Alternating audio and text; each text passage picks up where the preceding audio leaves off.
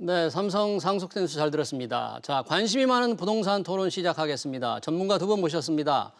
최황수 건국대 부동산대학원 겸임교수 그리고 김인만 부동산연구소장 함께합니다. 두 분 어서 오십시오. 반갑습니다. 안녕하세요.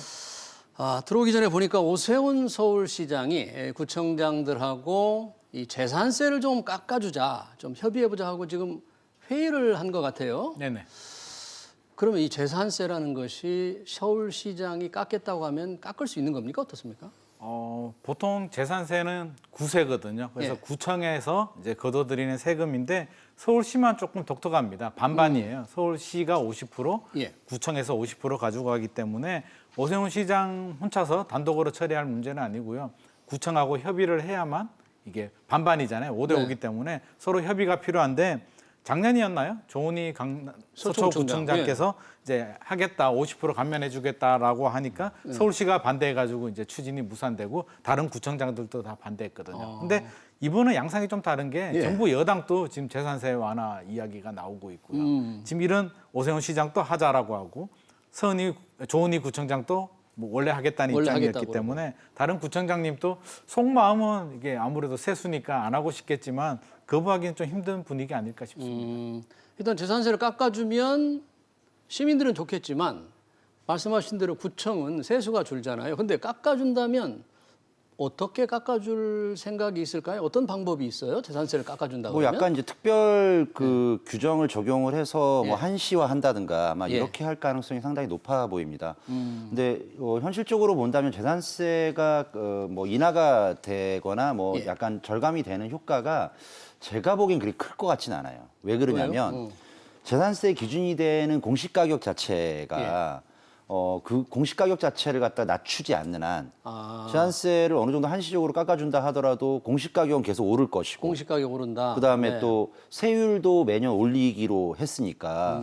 실질적으로 뭐 한시적으로 약간의 이제 절감해주는 어떤 그런 조치가 나온다 하더라도 예. 아마 세수 자체가 대단히 줄어들기는 어렵지 않을까. 어려운 형국이 아닐까 이렇게 생각이 듭니다. 그러니까 시민들이 피부로 느끼는 재산세 경감 효과도 그렇게 많지 않아요? 상당히 그 폭이 적다. 생각보다 깎아준다고 얘기를 했는데 네.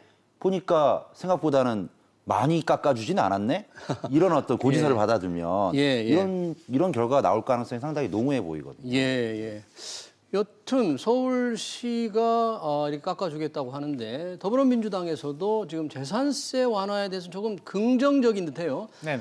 더불어민주당이 어제 네. 이제 부동산 특별위원회라는 거 첫 회의를 했는데 네. 도대체 특별위원회에서 뭐를 어떻게 할지 궁금한데요. 네. 어떻게 생각하십니까 이게? 이번 이제 4월 보궐선거에서 이제 선거 결과에 따라서 이제 민심을 받아들여야 되는 여당 입장인데 예. 이제 굉장히 이게 복잡합니다. 이게 뭐 종부세를 건드려야 되느냐, 재산세를 건드려야 되느냐 의견이 분분하기 때문에 어떤 필요성 특위를 만들어서 좀 이게 당내 여러 정부 여당의 의견을 조율할 필요가 생긴 거고요. 지금 여러 가지 의견이 나오는데 처음에는 이제 초선 의원들이 뭐 종부세도 이야기했다가 네, 종부세 뭐 얘기했었죠. 금방 될 것처럼 완화하는 이야기했는데 또 최근에는 또 다른 의견들이 계속 나오고 있거든요. 그러니까 아니다. 그렇게 하면 안 된다. 이런 의견들이 나오고 있어서 제가 볼 때는 종부세를 건드리기에는 좀 부담스럽지 않을까 하는 생각은 들어요. 왜냐하면 종합부동산세가 예. 노무현 정부, 현 문재인 정부의 가장 핵심 정책이자 뿌리 같은 정책이거든요. 그래서 이걸 근간을 흔드는 이런 수정을 하기에는 어려울 것 같고요. 또 하나의 문제는 이게 부자세 개념이잖아요. 네. 이게 종부세를 완화해 주게 되면 자칫 투기 세력들, 부자들한테 이게 또 약간 패배, 부동산과의 전쟁에서 약간 패배하는 분위기가 감지되고 있어서 네. 아마 지지 세력이거나 일부 지지 세력들은 또 굉장히 반발하고 있거든요. 그래서 제 생각에는 왜 재산세 완화 이야기가 나오냐면 뭔가 감면 혜택을 주긴 줘야 되겠는데 보유세 중에서 지금 재산세도 높고 보유세도 높고 양도세도 높고 거래세도 높잖아요. 그래서 보유세를 좀 건드려줘야 될 것 같은데 종합부동산세가 핵심인데 핵심은 못 건드리겠고 지금 재산세라도 건드려줘야 되는데 이게 어느 정도 수준까지 건드리지 지금 얘기 나오는 거 보면 세부담 상한 뭐 수준을 좀 세부담 상한을 정해서 과도하게 인상되는 걸 좀 막겠다 이런 얘기도 나오고 있고 6억 구간 을 좀 뭐 완화해 주겠다 이런 얘기들도 나오고 있는데 지금 어떻게 나올지는 좀 지켜봐야 되겠지만 저는 그 최 교수님 말씀하신 것처럼 좀 제한적이라고 생각하는 게 원래 재산세가 그렇게 부담스러운 세금은 아니거든요. 재산세는요. 네. 그 공시가격의 공정시장 가액 비율도 60% 70% 정도 예. 되고요. 그래서 종부세보다는 굉장히 부담이 적기 때문에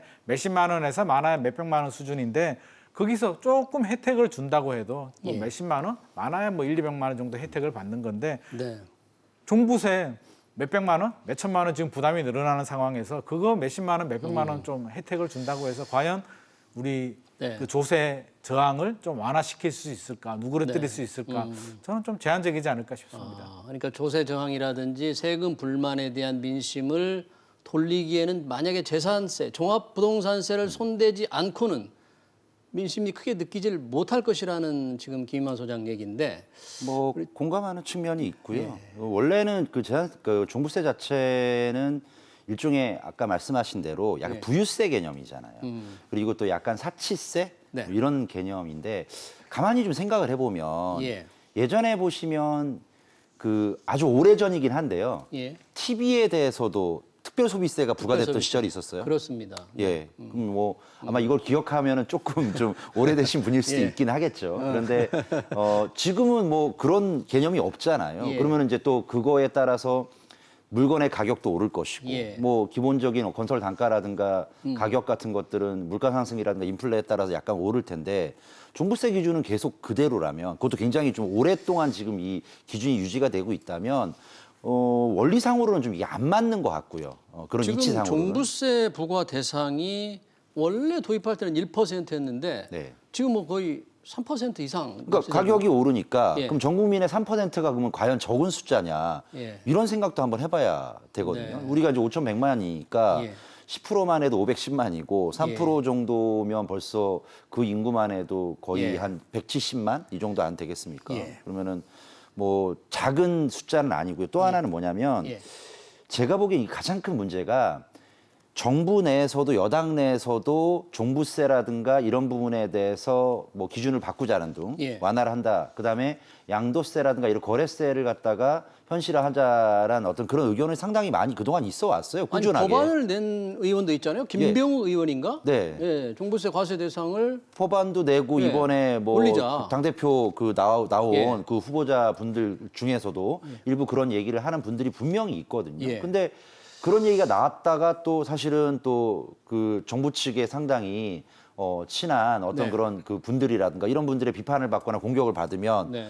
뭐 슬그머니 이런 것들을 약간 검토하지 않겠다라는 식으로. 예. 근데 이러다 보니까 예. 국민들 입장에서 굉장히 혼선이 오는 거잖아요. 예. 그러니까 이거 뭘 어떻게 하겠다라는 거야. 그러니까 지금 제가 보기에는 어제 뭐 민주당의 어떤 그런 이런 특위 같은 거 부동산 있었을 특별위원회? 때, 특별위원회 있었을 때도 거의 확실시되는 거는 대출 비율 좀 늘려주겠다. 세계 최초 구입자라든가 청년들에 대한 대출 비율을? 뭐 이런 것들 정도는 거의 아마 이견이 없는 것 같은데 나머지 재산세라든가 종부세는 계속 설왕설래하면서 예. 국민들만 되게 굉장히 혼란스럽게 하고 있는 그런 형국인 것 같습니다. 그럼 재산세를 먼저 이렇게 조금 완화할 듯한 얘기를 하는 것은 이 부과 시점 종합부동산세와 비교해 보면 부과 기준이라든지 실제 세금 고지서가 발급되는 시점이 조금 다른가요? 어떻게?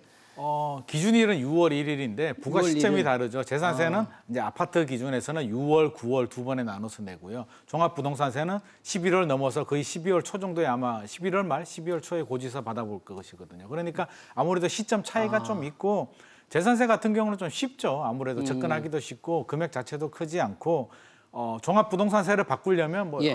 이게 제가 생각해도 여러 가지 반발이라든지 당내 지금 입장 정리도 안 되는 상황에서 종합부동산세 이야기는 아마 당분간 가장 후순위로 예. 밀릴 가능성이 높고요. 일단 부과 시점도 기준은 6월 1일이지만 그렇죠. 재산세처럼 그러나 부과 시점이 좀 여유가 있으니까 네. 조금 토론을 천천히 해도 되겠다. 그런 그렇죠. 얘기 이제 말이죠? 7월이면 재산세 같은 경우는 7월, 9월 두 번 내거든요. 그러면 이제 얼마 안 남았잖아요. 예. 이제 굉장히 먼저 해야 되는 순서는 맞는 것 같습니다. 네, 그렇군요. 근데 그 대출 규제 완화 우리 최 교수님 말씀하셨는데 그거는 지금 필요한 시점입니까? 무주택자 뭐 최초 구입자들의 좀 규제를 완화해 주자. 좀 더 돈을 빌려 주자는 건데. 네. 그럼 돈 빌려 줄게 집 사라 이런 거잖아요. 근데 그렇지 이제 않습니까? 그러한 말씀하신 부작용이라든가 이런 부분들 분명히 있을 것 같긴 예. 한데 문제는 그럼에도 불구하고 실제 서민들 중에 예. 청년들 그다음에 아직까지 주택을 구입하지 못한 분들은 그동안 집값이 상당히 많이 오름으로 인해서 예. 사실은 집을 사려고 했던 사람들이나 집을 보유하고 있던 사람들이 올린 게 아니에요. 예. 세계적인 어떤 저금리 기조와 예. 그리고 또 정부의 부동산 실패, 정책 실패 예. 때문에 오른 건데 예. 정작 내가 내 보금자리 투기를 하려고 한 것도 아니고 내 보금자리를 마련하려고 하다 보니까 당장에 대출 비율이 낮아버리면 예. 정말 많은 어떤 몫의 현금이 필요하면 예. 내 집 마련의 꿈이라든가 그러니까 내가 안정적인 주거 생활을 할 수 있는 그러한 것들이 완전히 엎어지거나 불가능해지면 이 부분도 상당히 사회적 문제가 되지 않습니까? 아니 저는 이 정부에서 들어서자마자 박근혜 정부, 전 정부를 향해서 돈 빌려줄게 집 사라는 걸 그렇게 비판을 했는데 이제 다시 그 정부를 좀 따라가는 듯한 정책이 아닌가라는 이 비판을 받지 않을까 그런 생각도 들어요. 아 그렇습니까? 이게 뉴스 헤드라인만 보면 충분히 그렇게 오해의 소지가 있죠. 저도 뭐 뉴스만 보면 이제 와서 왜 대출을 풀어주지? 왜 돈을 이게 집을 뭐지? 사라고 그러지? 왜 이렇게? 또 가계부채가 얼마나 늘어나는데 이제 와서 왜 이럴까? 굉장히 잘못된 시그널을 줄 수가 있는데 예. 속마음을 좀 들여다보면 충분히 이해를 할 수 있는 게 이게 모두 다 풀어주는 게 아니라 무주택 실수요자들한테만 조금 완화를 시켜주겠다는 것이거든요. 예. 그래서 저는 진작에 좀 이렇게 해줬어서 아, 돈이 없는 분들은 대출을 좀 받더라도 무주택자들은 진작에 집을 좀 살 수 있게 해줬어야 되는데 너무 좀 늦게 시작됐다는 생각을 지울 수가 없고요. 네. 또 하나는 이게 문제가 뭐냐면 지금 집값이 굉장히 많이 올랐잖아요. 네. 서울이 그냥 한 7년 정도 연속으로 상승하고 예. 있는데 자칫 잘못하면 이게 폭탄 떠안기가 되거든요. 지금 불안한 사람들이 대출을 최대한 받아서 집을 샀는데 샀다. 뭐 내년 후내년에 혹시라도 집값이 떨어지면 일이 벌어지게 되면 그 뒷감당은 또 그 대출을 최대한 받은 분들이 떠안게 되기 때문에 굉장히 좀 부담스러운 그런 지금 위험성도 있습니까? 그렇죠. 그런 위험성도 저는 충분히 우리가 미래는 모르는 거고 예. 집값이 많이 올라서 그리고 또 하나 전제 조건이 뭐냐면 그냥 대출만 완화해줘서 될 문제는 아니고요. 저는 예. 양도세 완화하고 같이 맞물려야 된다고 생각하거든요. 지금 양도세 완화는 왜 그렇습니까? 왜냐하면 지금 집값이 굉장히 올랐잖아요. 예. 굉장히 오른 가격을 대출을 최대한 받아서 사야 되느냐. 예. 이 부분에 대해서 어떤 일이 있냐면 지금 보유세 사실 종합부동산세의 문제는 양도세도 중과세를 하면서 보유세도 중과세를 하기 때문에 문제거든요. 그러면 예. 보유세를 손대지 않으면 양도세를 완화를 시켜줘야 되는데 명분이 없죠. 그냥 완화시켜주게 되면 또 투기 세력에 대한 뭐 혜택이 될 수 있기 네. 때문에 제가 여러 번 말씀을 드렸지만 실수요자들, 무주택 세대들이 대출을 많이 받아서 집을 예. 사는 분들한테 집주인들이 시세의 10%, 20% 이렇게 저렴하게 집을 팔게 되면 그런 분들에 대해서 양도세 완화 혜택을 준다면 매수자들, 대출을 많이 받아서 집을 사는 사람들은 시세 대비 10%, 20% 저렴하게 사서 좋고 네. 또 거래량이 늘어나서도 좋고 또 파는 사람은 저렴하게 팔지만 그보다 더 절세 효과를 얻을 수 있기 때문에 네. 좀 이런 소프트웨어적인 이런 고민,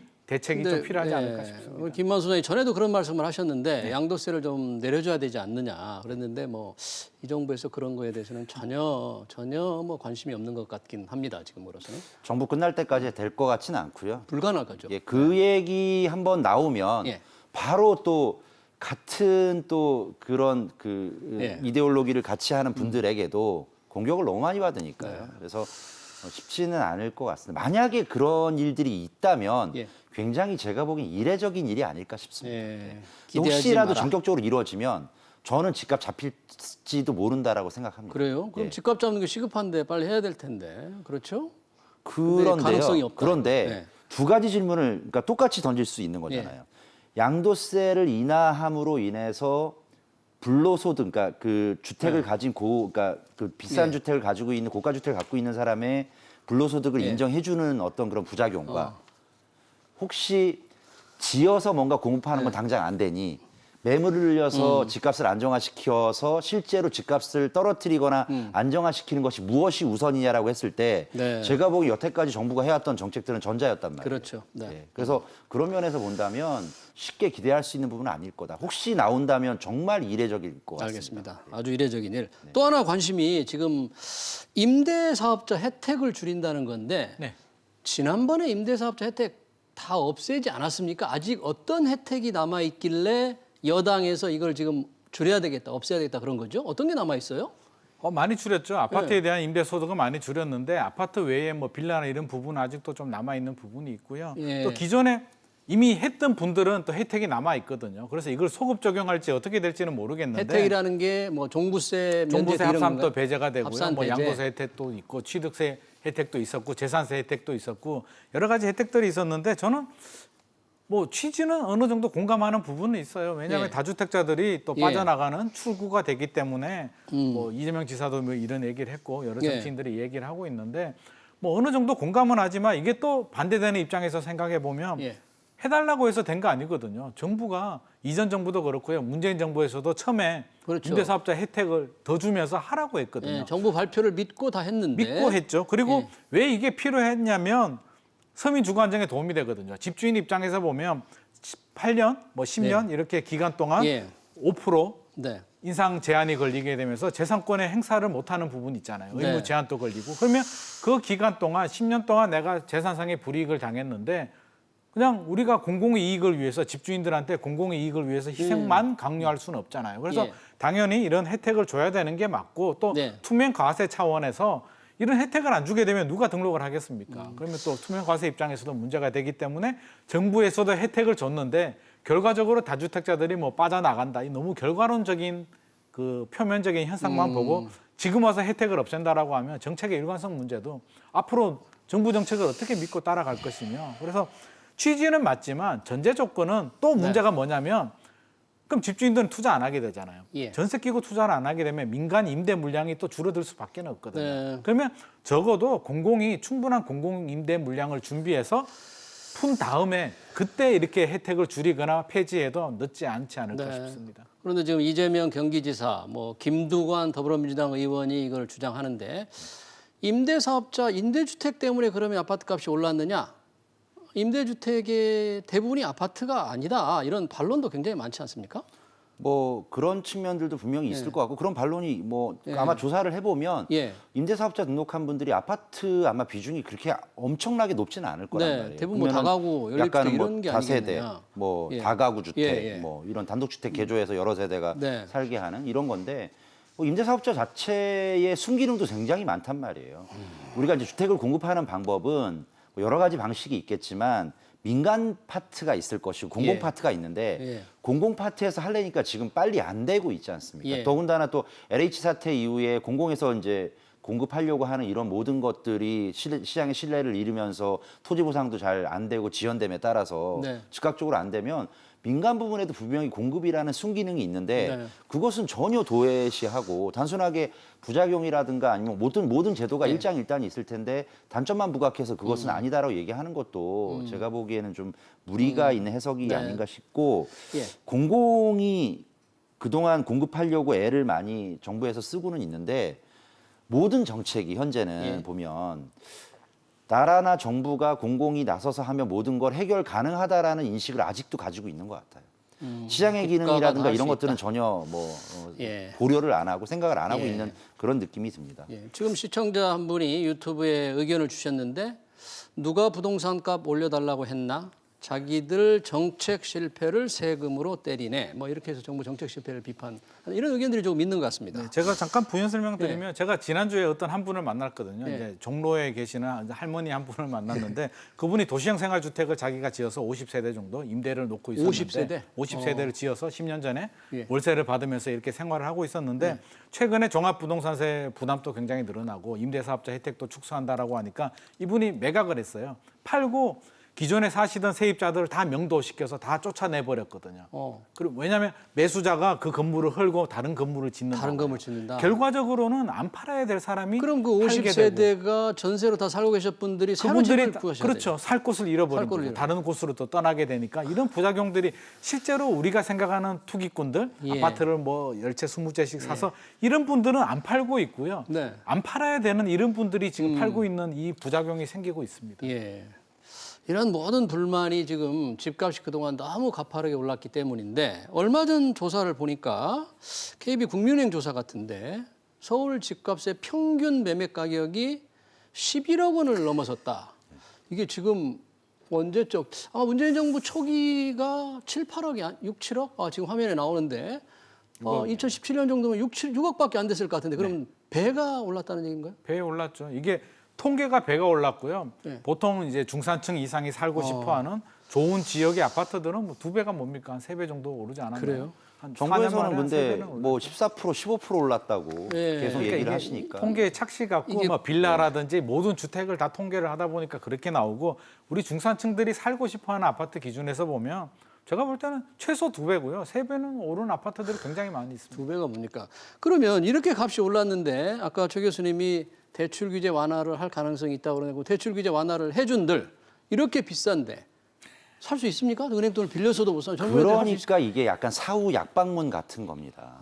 그동안 정부가 네. 계속 그러니까 주장했던 어떤 그런 포지션은 뭐였냐면 좋은 집 지어주고 살만한 집, 싼 집 지어줄 테니까 기다리라고 얘기했거든요. 예. 근데 기다렸더니 더 이상 접근하기가 힘들 정도로 많이 가격이 오르고 뛰어버렸으니까. 이제 다 오른 상태에서 이제 대출 네. 풀어서 집 사라고 하는데 오히려 대출 비율을 높여준다 하더라도 예전에는 대출 비율을 높여주지 않았어도 살 수 있었던 집들이 대출 규제를 풀어줘도 지금은 살 수 없는 집이 될 수도 있거든요. 예. 추가로 내가 대출을 더 받을 수 있다 하더라도. 네. 그러니까 굉장히 이런 부분들이 사후 약방문 같고 서민들 입장에서는 뭐 너무 좀 뒤늦은 네. 때늦은 어떤 조치 아니냐라고 아마 원망 섞인 얘기를 계속 쏟아낼 겁니다.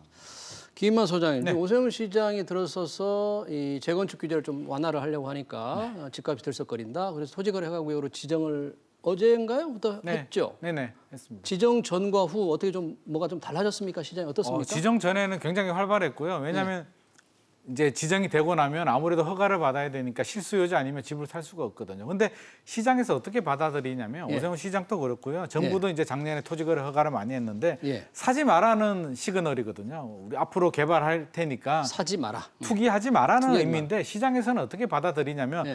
야 1년 후에 개발될 땅 아니냐. 반드시 좋아질 땅이니까 빨리 사야 된다라는 왜곡 인지를 하더란 말이에요. 그래서 목동이라든지 여의도 쪽에 지금 단기간에 거래가 굉장히 신고가 행진을 이어갔는 게 시장은 그렇게 받아들이는 거죠. 이거를 안 좋은 것이 아니라 투기 과열 지구처럼 그렇게 받아들이는 거예요. 정부가 좋은 곳을 찍어준 거 아니냐. 이거는 사야 되는 지역이다. 그래서 네.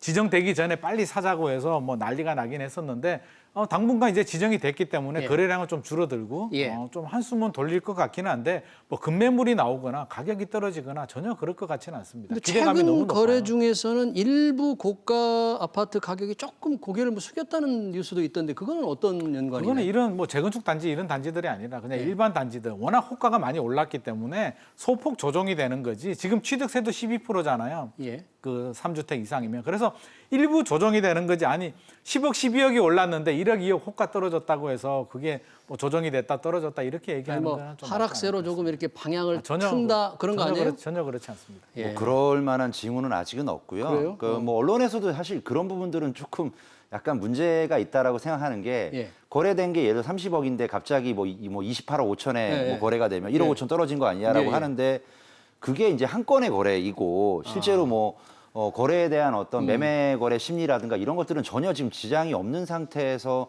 소수의 거래 가지고 약간 떨어진 거 아니야라고 이제 네, 시그널 혹시 아니야 뭐 이렇게 고개를 이제 숙이는 얘기를 신호 하는데 아닌가? 제가 보기에는 그런 건 그런 것들이 나타나려면 그래도 한 6개월에서 그렇죠. 뭐 최소한 분기 정도는 지켜봐야 예. 추세를 알 수 있는 거지 이거 가지고는 알 수가 없을 것 같습니다. 그리고 이게 개별성이 있잖아요. 뭐 층마다 다르고 동마다 다르고 조건마다 다른데 네.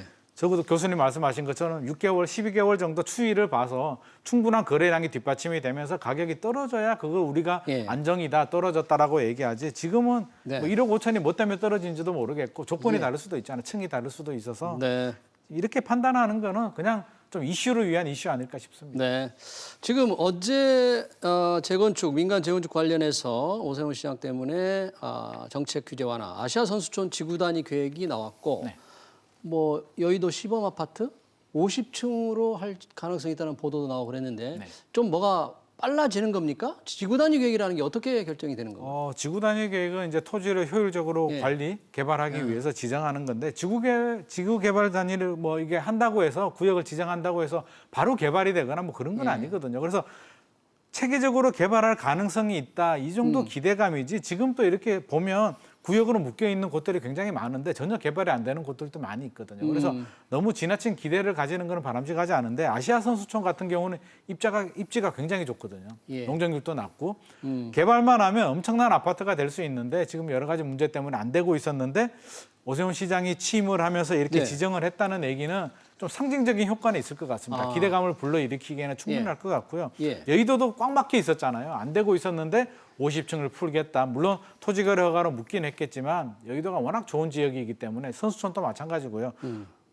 지금 시장에서 일각에서 가지는 그 기대감을 충족시키기에는 제가 볼 때는 좀 충분한 조치가 아닐까. 사실 지구단위 계획을 한다고 해서 바로 되는 건 아니지만 뭐 시장에서는 충분한 기대감으로 받아들일 것 같습니다. 근데 만약에 여의도 시범 아파트를 50층으로 재건축한다 그러면 뭔가 또 이 기부 체납이라고 해야 됩니까? 정부에 기여하는 그런 걸 확 늘리겠죠. 그냥 할 수는 없는 거죠. 뭐 개발이익 같은 네. 부분들은 일부 환수를 아마 할 건데 예. 여기서 약간 좀 구분을 좀 해야 되는 것들 중에 예. 하나가 예. 뭐냐면 여의도에 있는 현재 재건축을 추진하는 단지하고 목동 지구하고 예. 압구정 지구 같은 경우는 이미 재건축을 원래부터 추진했던 단지예요. 이미 추진했던 단지인데 이 세 개 지역들은 예. 그래서 이미 서울시의 정비 기본 계획이라든가 구역 예. 지정이 돼 있다든가 이런 것들이 이미 돼 있는데 이 지역들은 모든 것들이 서울시에서도 재개발하세요라고 이미 다 고시를 다 해놨단 말이에요. 근데 뭔가 지금 추진이 안 되고 있었던 안 되고 있었던 이유 중에 하나는 예. 뭐냐면 층수 제한이라든가 층수 제한. 그다음에 뭐 다 그 땅에서 개발할 수 있는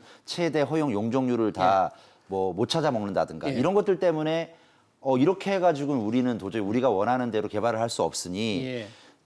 시에서 개발을 하라고 했지만 어느 정도 딜레이를 어느 정도 의도적으로 시켰던 측면들이 분명히 있단 말이죠. 예. 근데 지금 말씀하신 아시아 선수촌이라든가 예. 뭐 언급은 안 하셨지만 뭐 올림픽 단지라든가 올림픽 뭐 회밀이 아니면 회밀 올림픽 아파트? 선수촌 네. 이런 지역들 예. 뭐 이런 지역들은 여의도하고 목동 압구정하고 좀 다른 것이 아예 아무것도 현재는 없어요. 그러니까 뭐 그러니까 재건축을 해라라고 뭐 지구단위니까 그 구역 지정이라든가 예정 네. 구역을 지정하지도 않은 곳이라서 네. 여기는 이제 스타트를 하는 거입니다. 그래서 여의도 목동 압구정은 아마도 이제 원래 지역인데 규제를 완화하는 측면이 좀 있는 지구단위 계획이고 예. 아시아 선수촌하고 뭐 올림픽 단지라든가 이런 지역들은 원래 시작조차도 안 했는데 이제 시작을 해볼 수도 있다라고 얘기하는 지구단위 계획으로 약간 구분을 좀 네. 아마 하셔야 될 것 같습니다. 그러면 조금 포괄적인 질문인데 마지막으로 이렇게 오세훈 시장 들어서 민간 재건축 규제 완화가 뭔가 조금 빨라진 듯하면 지금 서울 집값이 조금 안정 추세인 것처럼 보였잖아요. 네네. 어떻게 될 것 같습니까? 와 이게 뭐 집값이 제가 볼 때는 폭등하지는 않을 것 같아요. 여러 가지 토지거래 허가라도 묻고 네. 뭐 여러 가지 규제들이 많이 누적이 됐기 때문에 폭등하지는 않겠지만 저금리 우리 유동성 기조는 여전히 살아 있고 여러 가지 뭐 악재라면 당장 악재는 크게 보이지 않거든요. 근데 예. 여기에 이제 기대감 교수님 말씀하신 것처럼 아시아 선수촌 같은 경우는 전혀 시작도 안 한 단지들인데 충분한 기대감을 가질 수 있는 상징적인 의미가 있는 조치들이 있었기 때문에 제 생각에는 오세훈 시장님 생각보다 좀 공격적으로 좀 강력하게 일을 추진하고 있는 것 같아요. 그래서 네. 이런 시장에서 기대감을 가진다면 뭐 호가가 떨어지거나 집주인들이 헐값에 매물을 내놓거나 이럴 가능성은 전혀 없을 것 같습니다. 네, 잘 알겠습니다. 서울시 재건축 문제, 부동산 대책 잘 토론해봤습니다. 지금까지 최황수 건국대 부동산대학원 겸임교수 그리고 김인만 부동산연구소장이었습니다. 고맙습니다.